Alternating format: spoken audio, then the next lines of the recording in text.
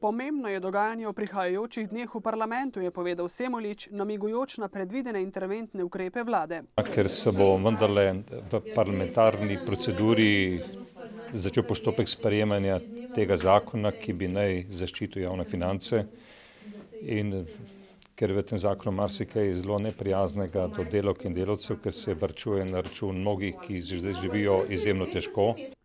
V zvezi namreč že dolgo opozarjajo, da je to, da bi posegli v pravice brezposelnih, da bi znižali nadomestila in skrajšali nadomestila, da bi znižali tudi pri porodniških dopustih, da bi znižali regrese oziroma letni dodatek za upokojencev in seveda med drugim tudi nasprotujemo odpravi prostih dni dodatnih.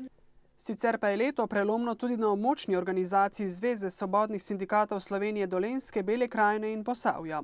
Ko smo izgubljali res ogromno delovnih mest zaradi stečajev, likvidacij, zaradi odpovedi pogodb o zaposlitvi iz poslovnih razlogov. Skratka, tako velik procent izgubljenih delovnih mest, mislim, da na našem območju oziroma na naši regiji še nismo doživeli. Maroltova bo sicer funkcijo sekretarke območne organizacije opravljala še do avgusta, ko jo bo zamenjal Igor Iljaš.